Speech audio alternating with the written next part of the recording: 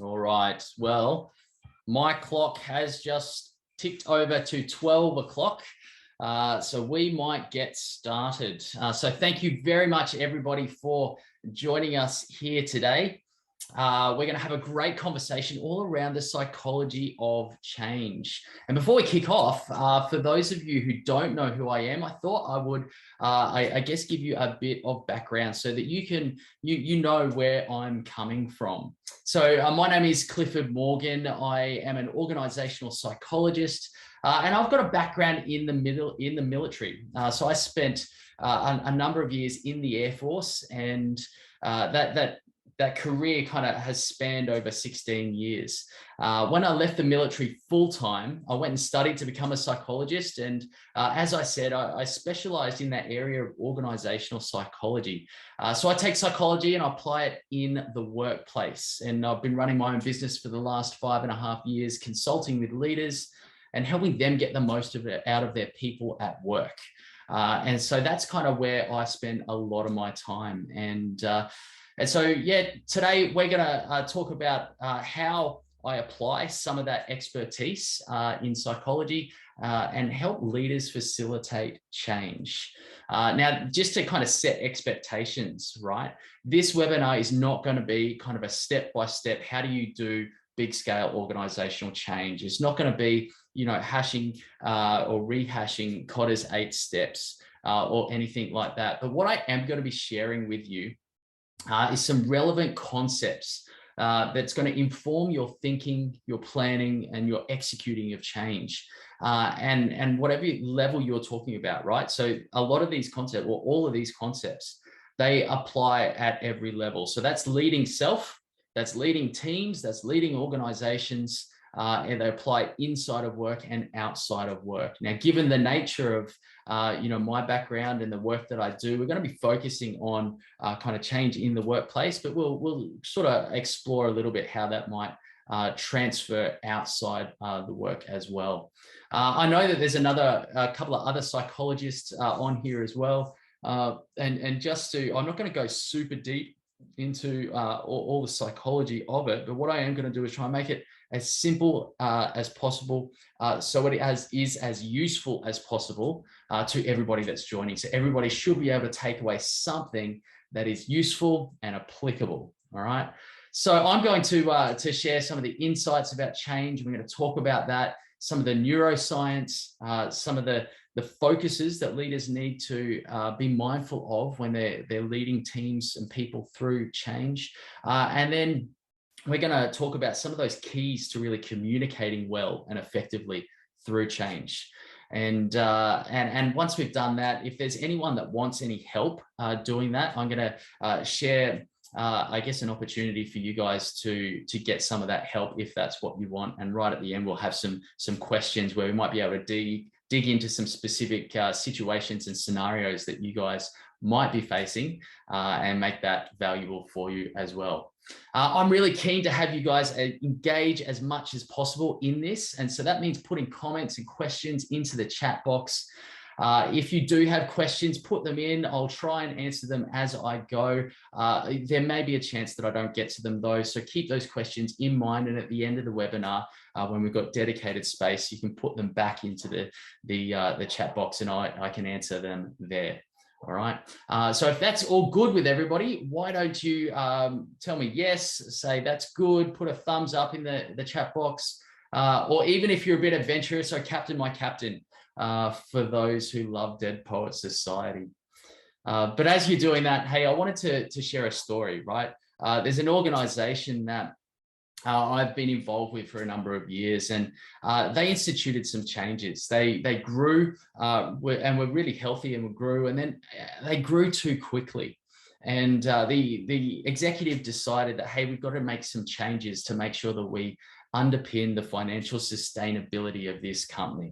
And so they decided on what changes they were going to make, and they went and started to implement them. And when I look at some of those changes, I think they were the right changes to make. They were good changes that they decided to make. However, what they didn't do was they didn't bring people on the journey. Okay, and as a result of that, it created this really poor experience for the people in the organization, particularly the middle management.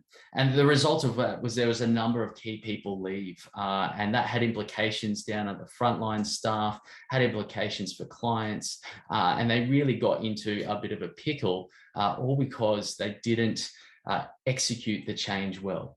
And we've all probably heard that famous figure that 70% of change efforts fail, and it's touted by McKinsey a lot. There's a lot of evidence to suggest that kind of figure started with John Cotter. He actually said that very few change initiatives are really successful, and very few are really absolute failures, but most fall somewhere in between, and the majority of those are at the lower end of the scale, usually not necessarily achieving the desired impact. And so the question is, when we implement change and facilitate change, how do we bring people on the journey? And I've had to learn the hard way with this, right? I mentioned before I was in the military, and when I stepped into my first leadership role outside the military and I started to raise up a team and implement some change within an organization, it was a volunteer organization. And then within 1 month, I had lost every single person on that team. And, as John Maxwell said, if you're leading and nobody's following you, then you're simply out for a walk. And that was the situation that I found myself in. So over the last number of years, and with all my studies and everything, I've really come to learn what is it that leaders need to do to bring people on the journey when they're implementing change. Okay, and so that's kind of part of the journey that I want to share with you now. All right, so without any further ado, let's get in. And so really where I want to start is, why do leaders need to focus on change? And really, I want to understand that. I want to start with, what is leadership? And so what I want you to do is put your favorite definition of leadership into the chat, because there's so many thousands of them out there. And so what are your favorites? I love John Maxwell. He says leadership is influence, right? Nothing more, nothing less. And I think that's, 100% true. I think potentially a little simplistic, a little more detail, a little bit more specificity probably makes the definition a little bit more meaningful.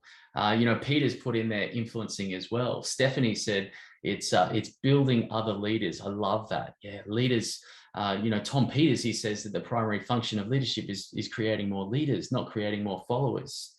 Ryan Webb, he's saying you're offering your opinion last. Yes, leaders speak last. That's Simon Sinek kind of principle there. And Tanya's saying providing the opportunity for your followers to thrive. Yeah, good one.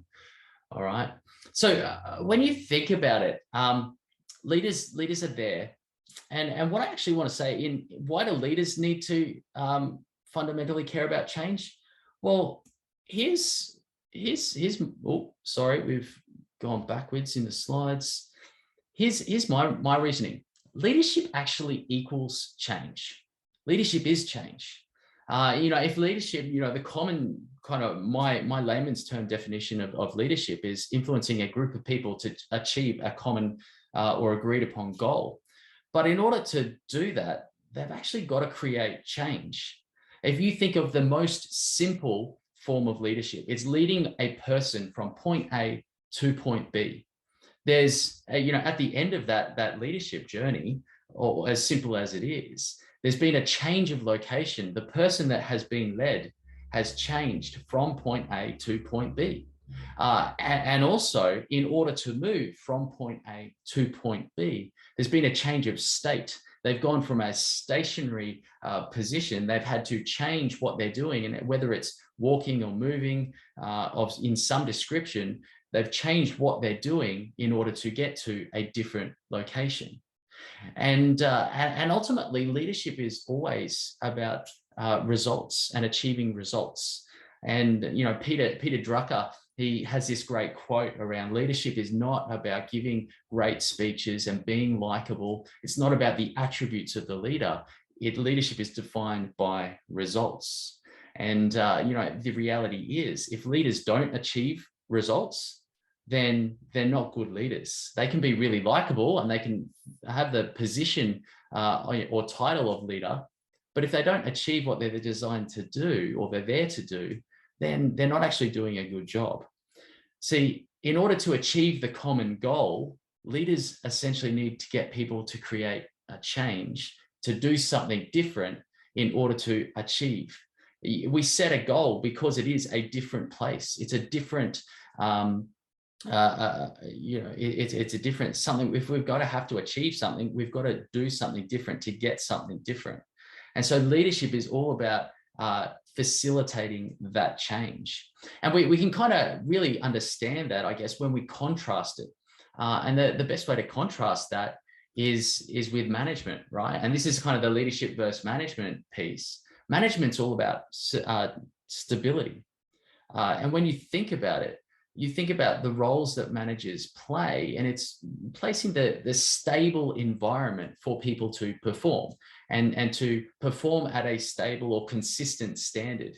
So without kind of management, there's no systems and processes, all those things that are designed to create a stable environment within which people perform. Without, management, there's no managers ensure that people do things right. I love that distinction as well. Leadership is doing the right things, but management is making sure people do things right. So the quality assurance, comes from that stable, consistent management. Whereas the leadership is changing. We're doing things different to get a better outcome. If you think any CEO or leader that comes into a role, do they get the remit to simply, I want you to achieve exactly the same results as the year before? I want you to do everything exactly the same result. No, it's always about, hey, we need you to grow. We need you to develop. We need to stay up to date with current technologies and trends and, be competitive in the market. In order to do all of those sort of things, we've got to create changes. Okay. And so leadership is always about change. And what I want to do is sort of say that leadership is not better than management, and management is not a lesser form. But management is 100% vital for leaders, because if leaders are changing all the time and there is no stability, then everything falls apart. Okay. And so there's no clear distinction between leadership and management either. They blend. Okay. Leaders have to have good management skills, and good managers are using great leadership skills and behaviors in order to influence their people, in order to manage them in a great way. And so you can see in the color blurring there's definitely a blurring of the lines between leadership and management. But just to kind of put it right up front, leadership is all about change. All right. And so when we think about, right, facilitating change, and particularly in the workplace, right, the old way of thinking is that, hey, we'll get a change manager in and get them to manage the change, and we'll just, we'll do the pick up the reins and foster the performance and lead the way once the change has been implemented, right? And we leave the hard stuff to other people. But, really more and more, it's being the ability to lead large scale change is an expected skill set for leaders in the modern workplace. And so it's really important for leaders to have change skills, or be able to understand how to do change well. For anyone who did physics in high school or might have an engineering background, this one is for you. I like to kind of frame the whole concept of change and people really in Newton's laws of motion. And so the first one is, an object at rest will stay there unless a force acts upon it. Okay. And so you think about a rock, right? It's there. It's not going to move unless someone goes and picks it up or throws it or kicks it or applies an external force to it. Okay. And so the same is with people. People, they like to be comfortable. So they're not going to change unless there's something that's going to force them or drive them to change.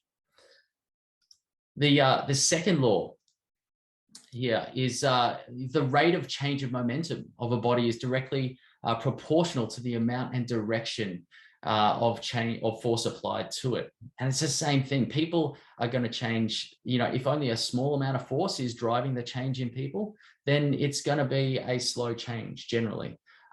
If it's a large amount of force and there's a pressure and imperative, then people can change really quickly. The third law is that all forces between two objects exist in equal magnitude and in opposite direction. Now, the layman's terms for that one, every action has an equal and opposite reaction.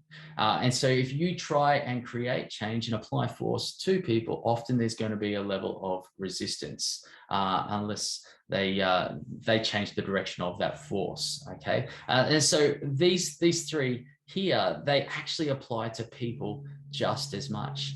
But when we understand that, really the concept here is that our role is to shift the nature of the change forces from external to internal, okay? The reality is that we can't change people. And what we don't want to do is do change to people. What we want to do is do change with people in order to create change in people, okay? When people, when we seek to do change to people, that's when we get the resistance, okay? That third law applies there. But when we do change with people and we're able to inspire and motivate them and create a sense of change within them so that that internal drive is pushing the change, well, then that's when things start to really happen, all right? Even just this morning, I was looking through, I received an email as part of James Clear's blog, and he had a quote in there, and he says, on the ground, a rock is just a rock, but when it's moving at high speed through the atmosphere, the rock becomes a meteor. It becomes alive with fire and burning bright. A person is not so different. Without activity, we are lifeless and dull. But when we are moving fast and we are taking action, then we come alive. I want you to think about, a change that you've seen where someone has really got on board with it. They've taken the change by two hands and they've really run with it. How would you describe that person? These are the people, when you're doing organizational change, they can become change champions if you find them. All right. Part of Kotter's 8 steps for anyone that's familiar with it is, one of them is create a team of change champions that are actually going to champion the change and influence other people. And really, when that's done well, these people become alive, they become motivated, and they are, that enthusiasm that they have about the change becomes contagious. And so they're awesome. And when you're doing that, just as a bit of a side note, it's important to get the right people to do that. If you're formally doing organizational change and you're adopting change champions, make sure you get people who have got that spark inside of them. They've got a hold of the change and they're really willing to be part of it. I was part of a large organizational restructure, and I was supporting them do that large organizational change a couple of years ago. And what they did was they said, all right, cool, we need some change champions. And so they just pulled a bunch of people or they actually got onto their middle managers and said, okay, we need change champions. I want you to nominate someone. And what actually happened was those middle managers didn't think about who is the best person to be a change challenger. They were like, who's the person that I can least or most afford to do without, because they were going to be doing some extra activities. And so they just kind of put just random people in this team of change champions. And as a result, they weren't set up for success. There was no kind of care given to them. There was no, they weren't communicated to effectively. And in reality, they didn't want to be there. So they actually hindered the change in many cases rather than actually facilitate it. So it's really important to get the right people. And before we kind of go on to the next slide, I want you to think about a past workplace change, a change initiative, and how did you feel going into it? Put that into the chat, all right? I want to hear, what emotions do you think people feel when they think about significant workplace change.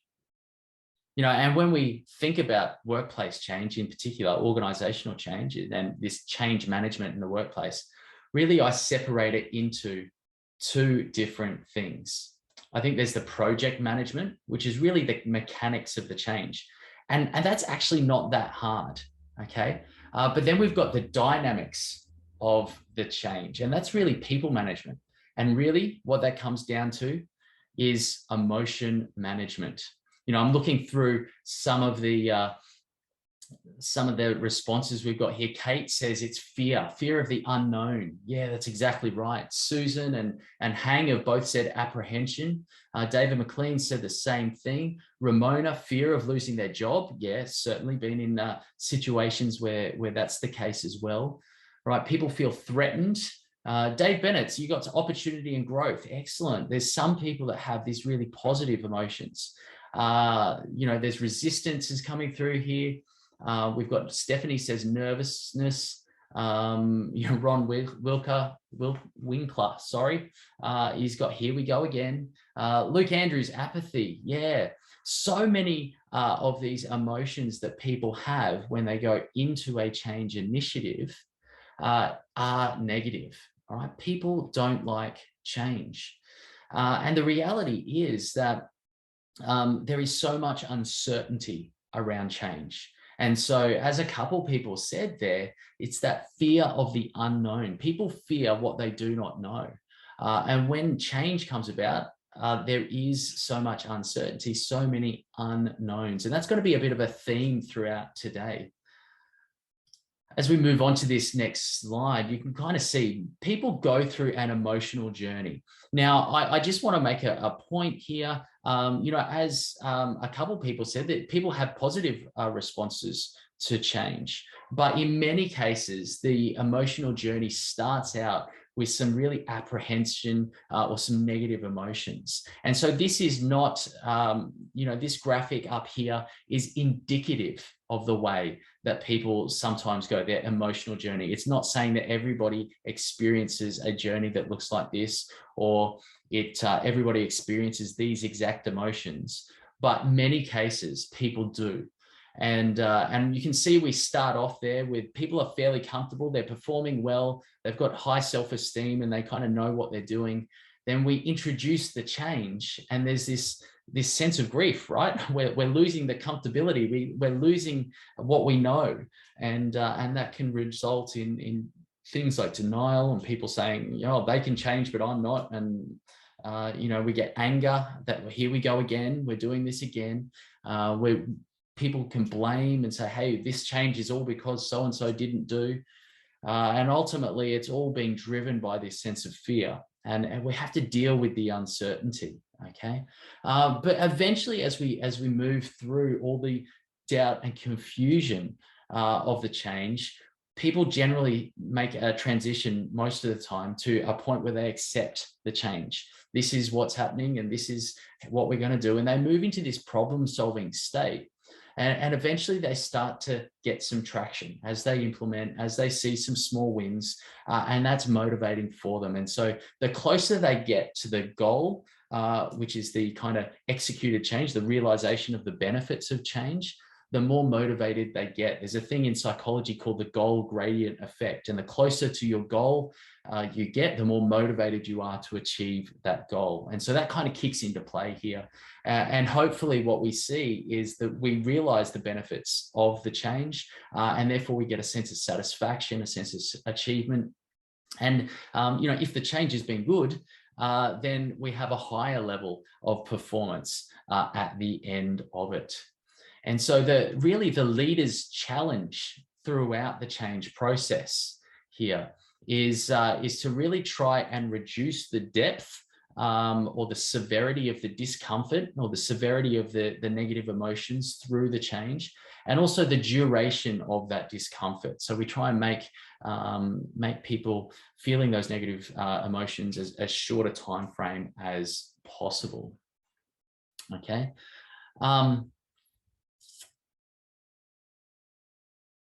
It kind of comes back to, I'll pull back around the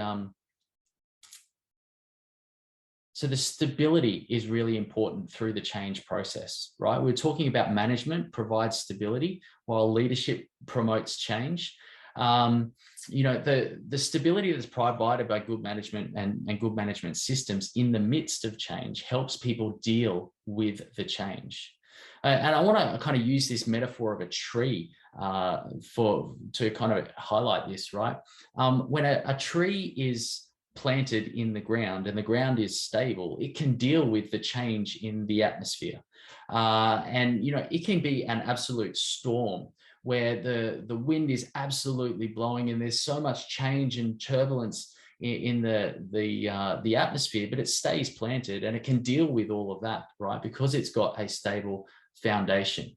And ultimately, trees that do weather the storm and then have a period of consolidation after that storm they end out stronger. They end up stronger. Trees that never experience any hardship and any harsh weather often will suffer a whole lot of damage the first time that they do. And so it's kind of this thing, as long as the foundations of people are really stable, and that's both outside of work and inside work, then they can deal with change. When people's foundational things start to shift and change, then that's where things really start to go a bit pear-shaped. If you think about a tree, and if the ground gets so soaked that it becomes unstable, or there's something like a landslide or an earthquake, the tree's going to topple over. And so it's the same with people, right? If they've got relationships outside of work that break down, you know, they lose a loved one, and you know, they might have a health complication as well, and a whole lot of things that generally are pretty consistent in their life start to get unstable, and then they introduce an organizational change. That's when things start to really you know, they really struggle to deal with the change, right? And so that's something to keep in mind as well. If you're introducing change, what are the consistent things that you can highlight to make sure that people understand that there is stability in that? I wanted to talk a little bit about just some of the neuroscience here. We're not going to go too deep into this, but there's 3 parts of the brain that I think if leaders are aware of when they're introducing change, can really inform how they go about things. And the first part here is the amygdala, and a lot of us have heard about this. So the amygdala is that part in the brain. It does automatic processing of stimuli, and what it's doing as it processes is it's scanning for threats. Okay, and so most of us would have heard the fight, flight, or freeze system, and the amygdala is the you know, control center for that threat detection system. Okay, for those of you that are familiar with Daniel Kahneman and Think Fast, Think Slow, this is system 1 at work, and it's really bottom up in terms of that the amygdala. It processes the stimuli, there's an emotional response, and any thought that comes after that is dictated by kind of the emotional response, right? So it's emotions up in terms of the influence on thinking. The other part of the brain that's involved in change is we've got the prefrontal cortex, and this is our executive function, right? This is where our logic and our reasoning is done. This is where we have the if-then processing occurs. So if I want this particular outcome, then I need to do this particular thing. And this is really system 2 in the Think Fast, Think Slow model. It's top down, so it's thinking, this is what I want. And as a result of those thoughts, it's generating kind of emotions and that sort of thing. Sitting in between the 2 is what we call the anterior cingulate cortex. It's really responsible for the regulation of attention, where we focus, and also error detection, modulation of emotional arousal. So it's the one that basically says, hey, or it controls a lot of the emotions, all right? And together with the anterior cingulate cortex, the prefrontal cortex, they make up what we call the behavioral activation system. All right. And so it's when we think about, hey, I want this particular reward, then I need to do this particular behavior, and it's going to activate us to engage in the behavior that we want to get the desired outcome.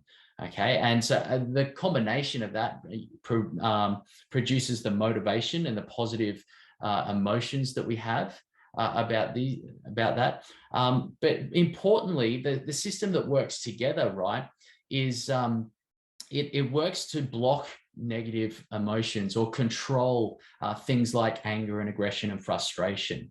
And so basically the way that works is the prefrontal cortex recognizes that, hey, if I get angry in this scenario, that's probably going to make things worse. If I do, if I stay nice, calm, cool, collected, then I'm probably going to get a better response from the other person and the outcome that I want. And so therefore the anterior cingulate cortex there kind of controls that emotion. The key is that when we are tired, when we are stressed, when we are under pressure, well, we've only got a certain amount of what we call attentional resources or mental energy. And if our mental energy is spent on worrying about other things, then there's less energy that can be harnessed by the anterior cingulate cortex to control our negative emotions.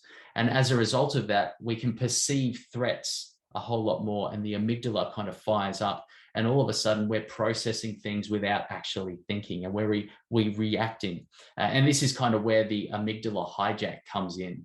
And so when we introduce change, then leaders need to kind of understand that, hey, at a neurochemical level, if this change is perceived as a threat, then people, their brains can kind of, the actual cognitive part of the brain that's effective at logic and reasoning shuts down, and the amygdala takes over. So there's this real concept here around, as we're communicating through change, what we want to do is we want to try and minimize the threat and deactivate that threat system. And we want to activate as much as possible the reward system. So people are thinking about, the rewards, the benefits of the change, and really evaluating and assessing, their behavior, and also, what they need to do to get successful outcomes in that space. All right.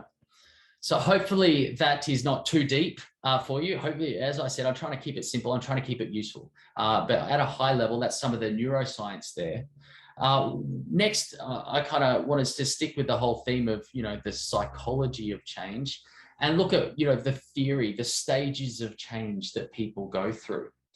And this is the trans-theoretical model. And that's a big name, but really trans, it's a cross, and theory of multiple theories.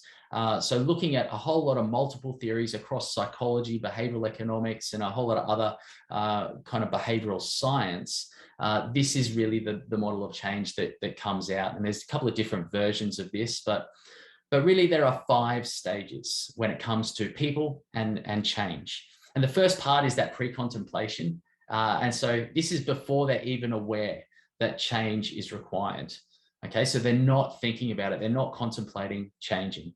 The next stage is contemplation, all right? And that's where they say, okay, cool, change is on the horizon. I understand there's a need to change. I'm actually thinking about the change. Am I ready to change, all right? Am I willing to change? It's really making that decision. Am I going to make the decision? Once the decision has been made, then it's the preparation for the change. It's, do I understand what I need to do to change? What's the change going to be? How do I make that change? Is there anything I need in order to make that change? Then we actually pull the trigger on the change, right? We make the change. That's the action stage. And finally, then once the change has been made, it's the maintenance, okay? Where we're making sure that we're maintaining that change as a new part of our world, our way of working, whatever it is. And so as leaders, to help facilitate us get through all of that, what we would need to do is we need to focus on people's awareness at that pre-contemplation stage, the desire, all right, to make the decision at the contemplation stage, the knowledge? Do people know what they need to in order to change at that preparation stage? We need to support their ability to action the change. And then we need to really reinforce, okay, the behavior and the change once we get to that maintenance phase. And so that's kind of you know, how it all works. But really, to simplify it down for leaders, here's where I reckon we need to get the biggest bang for our buck when we focus on change. And that's these three areas, okay? No one will change without an awareness, without responsibility, and without self-belief, okay? And so as leaders, if we want to move people along that trans-theoretical model of change from stage to stage, they're going to need these three things to make that move, right? And so this, again, this applies at the local level with ourselves. It applies one-on-one with people. It applies for our teams, and it applies across the organization as well. And all three of these elements are needed. You see, if we have awareness and responsibility, but we don't have self-belief, we're not going to have the confidence that we need in order to change. If we have awareness and self-belief, so we know that change is needed, we believe that we can make a change, but we don't have the responsibility, well, it's somebody else's responsibility to make that change, then there's got to be no motivation for us to change. And if we have self-belief that we can make changes, and we have a sense of responsibility that we can, or that it's up to us to make changes in our life, but we're not aware that change is needed, well, again, change isn't going to occur. All right. So how do leaders actually promote these three things in people in order to facilitate change? Well, when it comes to awareness, all right, first of all, people need to be aware, one, the need to change, two, the benefits of change, and three, the consequences of not changing, okay? So in highlighting, if you're thinking about the change that needs to be made, then people need to be aware of that, of those three things. Once that kind of helps facilitate, right, the decision to change, that move from the contemplation to the preparation. And once people have kind of made that decision, right, they also need to be aware of what the change specifically is, right, and how do they make that change. In order to prepare for a change, they need to know how they can implement the specific change, right? And so, look, that as I say, applies at multiple different levels. A classic one, right? You know, and here's kind of really tactical, creating change in an individual, giving someone feedback, right, is something that leaders have to do regularly. And when I talk about delivering feedback, and some people here would have heard me teach this, we need to, I always say there's a 4-step process. You ask first, all right, and then you state your observation as to what you saw, and then you state the impact, all right, of the behavior that people had. Okay, and then you look at the solution being what's the change that's needed. But that impact piece is really important. See, people, they don't go to work, you know, wanting to have a negative impact on people or a negative impact on the business. But once they understand that impact, once they understand their impact is not aligned with their intent, then they will initiate change themselves. So that discussing that impact is really creating an awareness that, hey, there's a difference between what you're intending to achieve and what you're actually doing, okay? And so once they have that awareness, then they'll initiate change themselves. When it comes to responsibility, you know, I love the quote from Benjamin Franklin. He says, those that are good at making excuses are seldom good at anything else. And so it's really around removing excuses from people. What part of the change is your responsibility? What are you going to own? And really, some leaders fall into a bit of a trap in this space where they say, well, hey, I can't do anything because it's somebody else's responsibility to change. Whether that's, you know, in the context of a broader organizational change, or it's something smaller. But, you know, my suggestion often is, well, what could you do differently to get a different response from them? all right? Particularly if there's conflict involved, and say, well, hey, I'm not the source of the conflict. They may be 100% right in that statement, but what could you do in order to get a different response from them? Okay. And then so you're kind of putting responsibility on them to make a change, a smaller change, which is going to result in the end change that we're talking about. And also, you know, if we want to speed change up, then quite often it's, hey, yeah, I understand that you're waiting on, you know, something else, somebody else to do something before you can make a change. But what can you do to support them in order to speed up the process so you can execute on the change that you need to, all right? These are some of the questions that you can ask. And self-belief is really important as well. You know, John Maxwell says that you may succeed if nobody else believes in you, but unless you believe in yourself, you will never succeed. And, you know, the science actually says, you know, if we look in psychology, self-belief, we talk about self-efficacy, our ability or our sense of our ability to make a positive influence on the world. And it says that 28% of the variance in work performance is actually due to self-efficacy. So almost a third of our work performance is as a result of our confidence, essentially.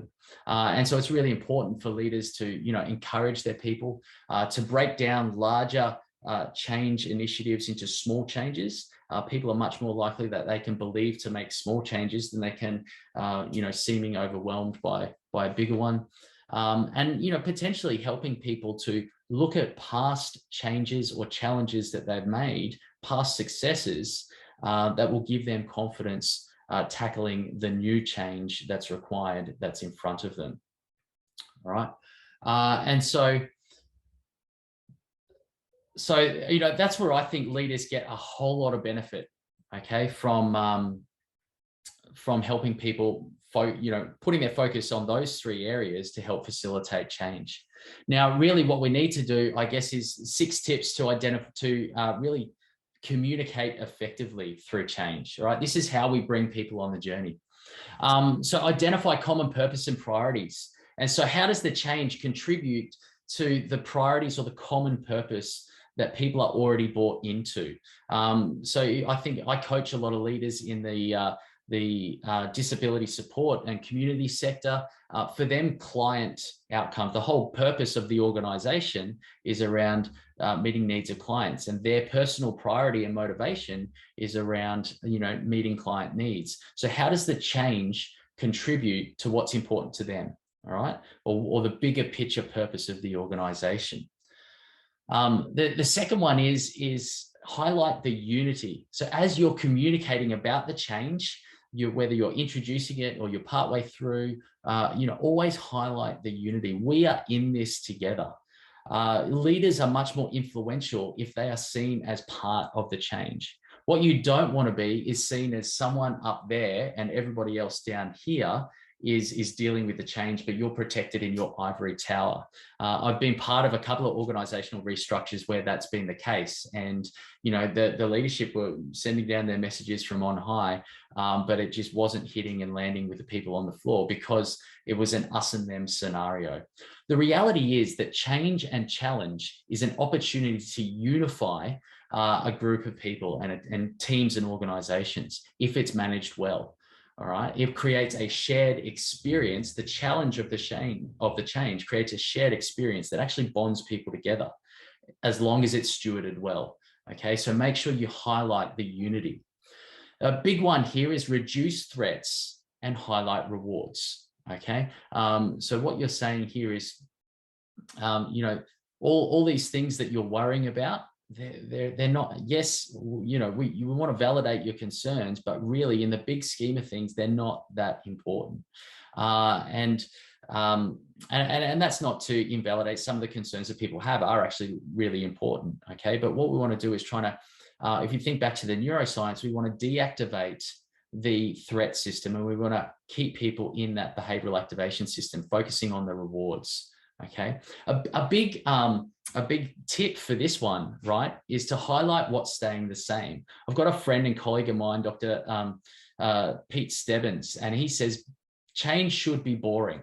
And what he's saying by that is that you think highlight all the things that are staying the same. People think change is this massive big thing, but when you say, you know what, all these things are staying the same, really the change is only this much when you consider in the bigger context. And so you can say, you know, the mission and the purpose, the vision, the values, the culture of the organization is staying the same. All these systems are staying the same. It's just this one thing that we're changing. And people are kind of like, oh, it's not as big a deal. And they're less fearful about it. What you're doing is you're reducing the number of unknowns in the context so that they can be, they can spend more time there. The exception to that, right, is when you're dealing with people who are complacent and they're not changing, they're dragging their heels. Then what you want to do is you highlight the threat of not changing, the threat of staying complacent. And what are those negative consequences of that? And quite often that can be motivating enough for people to take action and implement change. Okay. We've got let's talk change, the last three. Okay. Be transparent. This is really important in communication as well. You want to be relatable.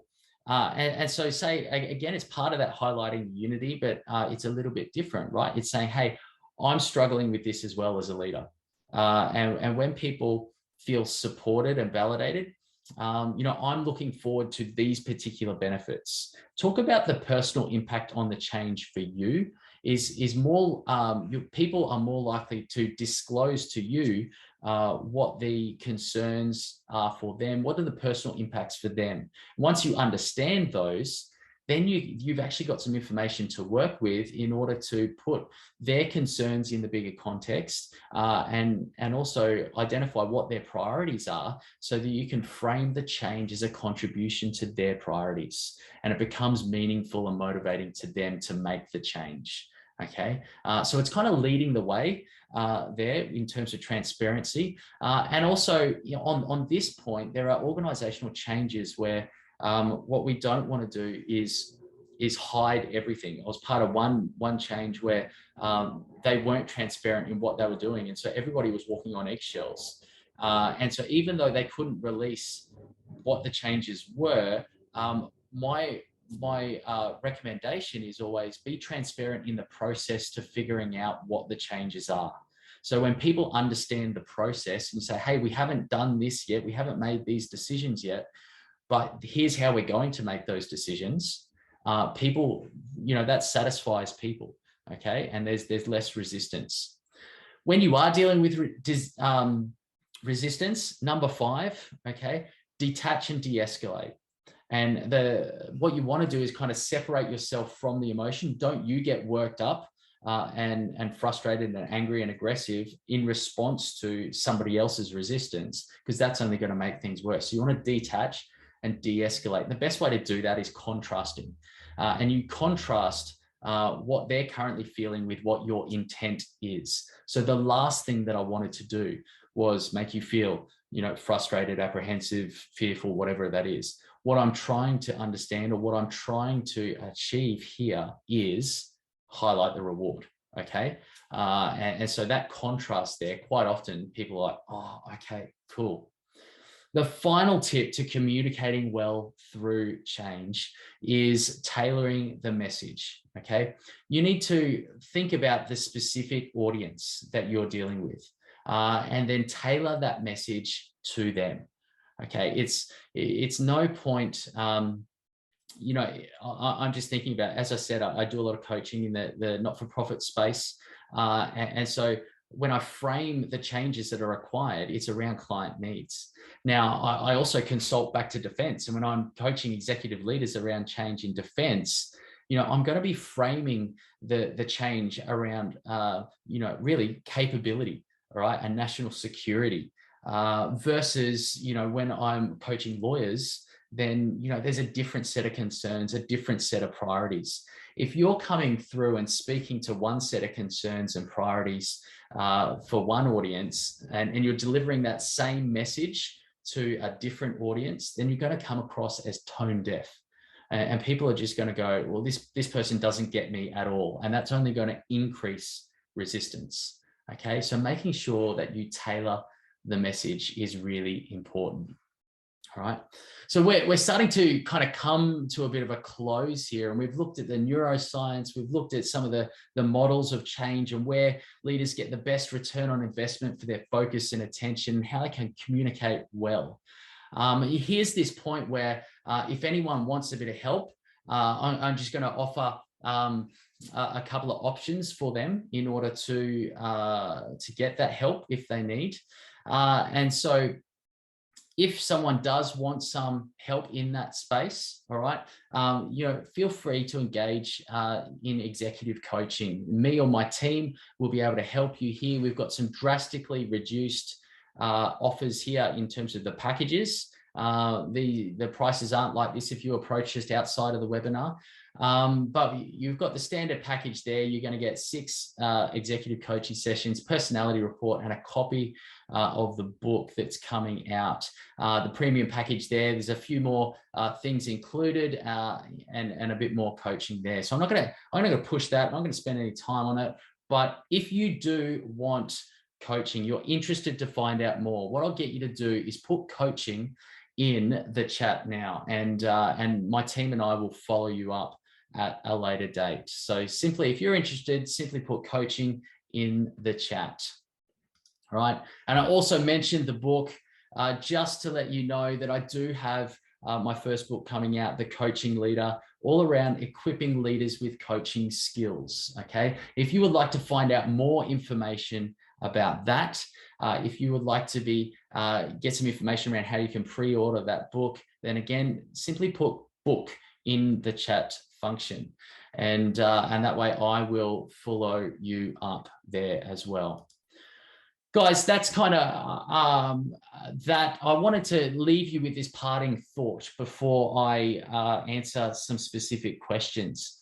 And that's a principle or an insight that was shared to me by a good friend of mine, an incredible leader named Steve Dixon. That insight is make small and insignificant changes often so that people are used to change, but make big changes and changes to things that are really significant very rarely and only when absolutely necessary. So, if people aren't used to change, then even the smallest change can be really frustrating for them. Okay. But if they're used to change, then when it comes to dealing with the big changes, then it's less of a deal. They're more used to dealing with it. Okay. And so that's kind of my closing thought. What I'd love you to do is to put some, what are your key takeaway? What's your biggest takeaway from today, or your key insight? Put that into the chat now. And I'd love to hear one of those. And this is this point also where we can answer some questions. So if you've got some specific questions for me, or questions that I missed throughout the webinar, throw them into the chat and I can answer them now. Right, it's great to see there's a bunch of people who are interested in the book, a couple of people interested in coaching as well, which is awesome.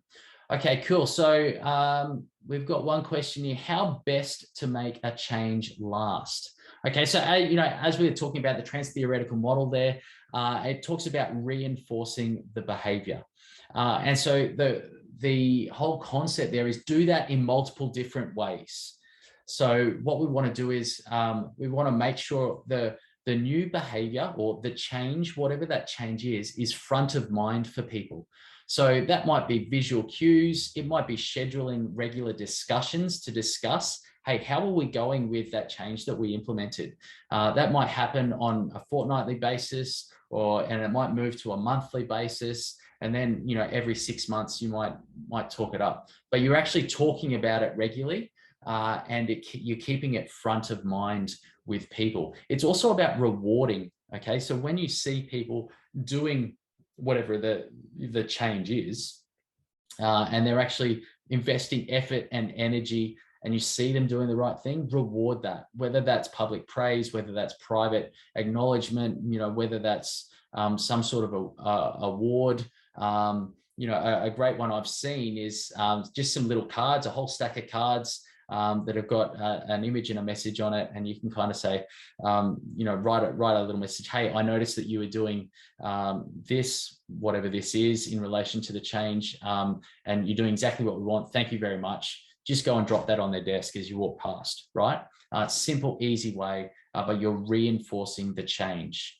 And also making sure it's connected to what people are passionate about. That's really important as well. Okay. Peter Westbrooks said, what's the best strategy to make change boring? Look, as I said before, it's highlighting what is staying the same. And I think it's not just sending the message once, it's continually saying, it's all of this stuff is staying the same, right? This change, yes, it may feel like it's a big deal, but actually look at it objectively. You might put some numbers or some figures to it and actually saying, you know what, this change is actually affecting only 10% of our work. 90% of our work is actually the same and unaffected by this particular change. And if you can kind of quantify that, then people are kind of like, okay, cool. It's not really that big a deal. Okay. And so, and another one might be just to get into, if you're doing it in a team context, or you can do it in individual as well. Okay. Write down a list of all the things that you do that are not affected by this change. All right. And get them to list all the things that are staying the same. And all of a sudden it puts it in context. You're like, okay, cool. It's actually not that big a deal. And so, there's also it's also the proportionality of your messaging. And so when you're communicating about stuff, you want to communicate as much as people need, but also, you want to put the amount of attention that you're giving the change in your communication. You want to sort of say, well, hey, we're dealing with this change. This is the update. This is what's happening with it. But you know what? Here's what's happening with everything else. And 2/3 of your communication is around, business as usual, whereas only one proportion of your change is there. And all of a sudden, people kind of like, okay, it's this thing. It's not we don't have to worry about it as much. So hopefully that kind of answers your question there. Just looking here, what do you suggest for change leaders to select the group of people? The characteristics apart from, so this is about change champions, all right? Question from S. Liu.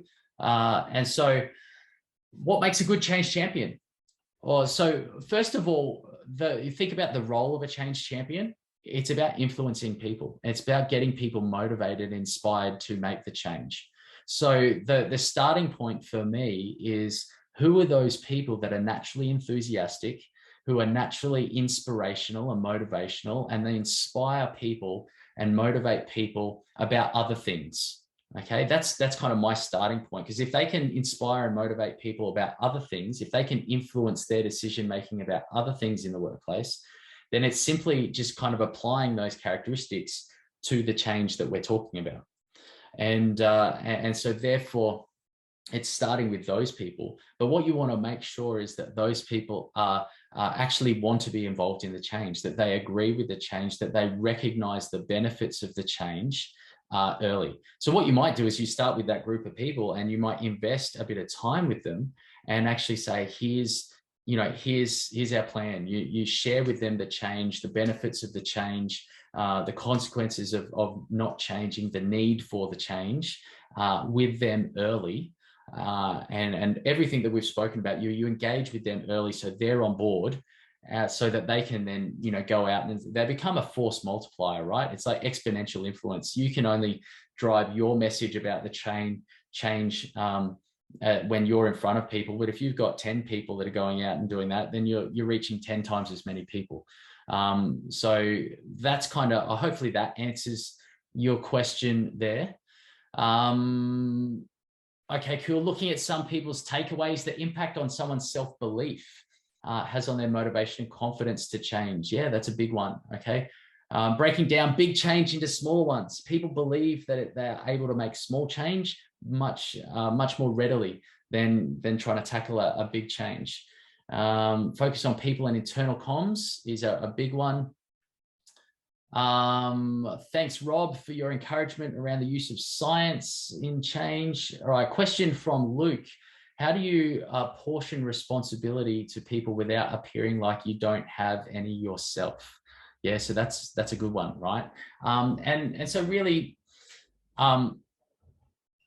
so part of it is, it's, you know, if we talk about those three key focuses, awareness, responsibility, and self-belief, they're all interconnected, right? The more aware people are, the more willing to take responsibility, right? So what you're doing is you're shifting the focus, not necessarily on them taking responsibility immediately. What you're doing is focusing on raising their awareness of what they need to take responsibility for. So it's talk about, okay, tell me about the outcome that you want. All right. And so, you know, in terms of the change, describe to me the end outcome. Okay. So, you know, what do we need to do in order to achieve that outcome? And you're kind of reverse engineering the process, right? So, you know, this group of people need to do that, and this person needs to do that, and, you know, all that sort of thing. And that, okay, cool. And so in order for these people to do that, what do you need to do? All right. Here's, you know, in order to make all of this happen, here's what I see I need to do. How can you help in that process? And so my recommendation is always use questions in that. Remember, we're talking about shifting the external forces to internal forces. And so when people can answer your question in a way that brings insight to themselves and draw their own conclusions, then that internal drive begins to be the force for change. And so hoping you can facilitate that realization that it's their responsibility by asking them questions, all right? And you just kind of reverse engineer from the outcome to that point where they've got to do something about it. Heidi has asked how best to avoid change fatigue. Yeah, so I think this is best captured in that closing thought that I shared by Steve Dixon, Heidi. And that is, one, if people are used to small changes that are really insignificant, then they're kind of used to the process of change. And so therefore they're more change resilient in that space. But it's also making sure that the big and significant changes aren't happening all the time. Remember the analogy with the tree, right? If it's got a stable foundation, if there's stability there, then people are more able to weather the change. If there's instability, there's too much big change and there's instability, things start to come undone. And that's really what we start talking about, change fatigue. You know, there's a piece there around, we need to implement big changes, and then we need to stop, and we need to have a consolidation period just to let the ground settle, let the stability return, and then we can go again. And so hopefully the combination of those kind of factors help us avoid the change fatigue. Again, it's ensuring what are the things that are stable and consistent that people can rely on in order to avoid, you know, experiencing all the negative things associated with change.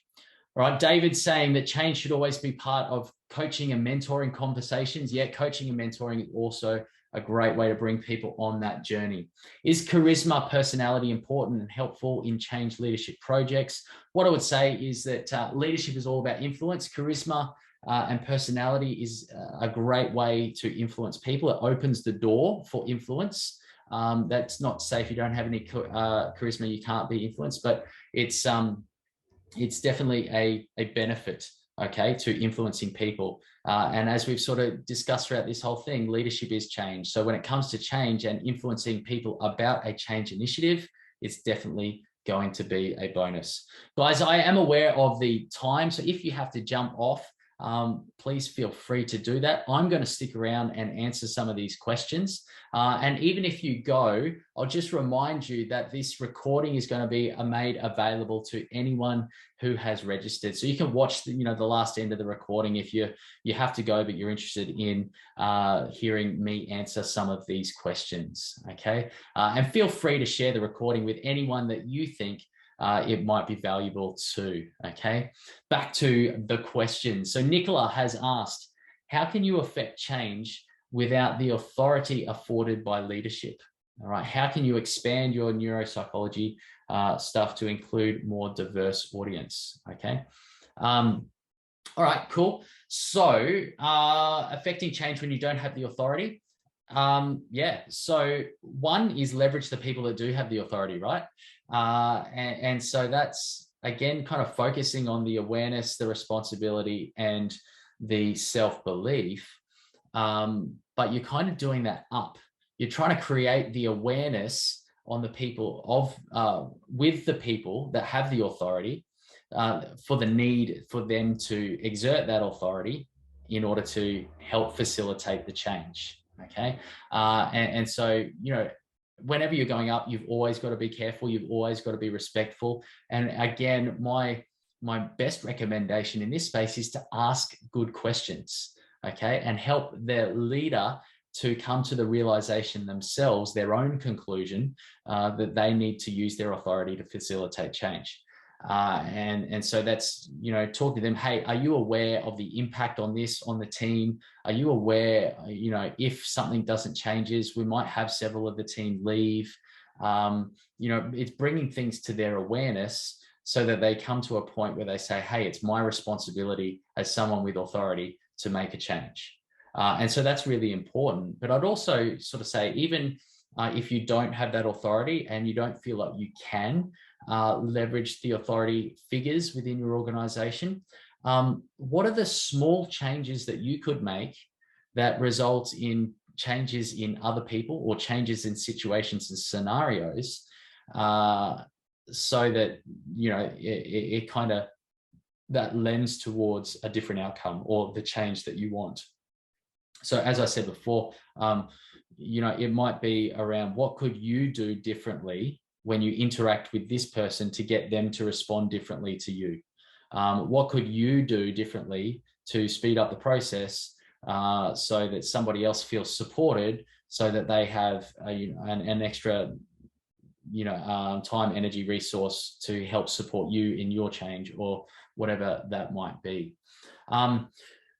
Nicola, I'm not going to kind of expand on the neuro psych stuff around diverse audiences. I'm assuming you're talking about neurodiverse people there. Look, it's not an area of my expertise. I'm happy to, if you're really interested in that, if you want to contact me directly, either through LinkedIn or cliff@lumion.com.au. I'm happy to point you in the direction, but I'm not going to try and tackle that there because it's really not my area of expertise. What do we got? Kat Williams asking about outcome expectancy. And we're talking about, will it work rather than I can do it. Look, it's always good, right? You can really use that effectively, and run mini experiments with people, right? And you've got the big change that we want to make, and we'll say, okay, cool, break it down into a small change, and then you go, okay, cool, will it work? Let's try this small change and see if that works. All right, and that way, if you get a positive outcome, then people are much more able to say, hey, it will work, and they can move into that changed expectancy of outcome. So I think that's answering your question. Good to see you on there, Tara. Thanks for joining us. All right. Any more questions? Looking here, some people saying thank you. Thank you very much for joining us, all of you. All right, and I think I've answered all of the questions there. All right, so thank you very much, everybody, for joining the session and sticking around to the end. All right, I hope you have found it valuable, and I look forward to seeing you again online. Please feel free, if you've got any other questions or you wanted to have a talk about anything else I can do to support you, to reach out. But we'll close the webinar down right now. Thank you very much.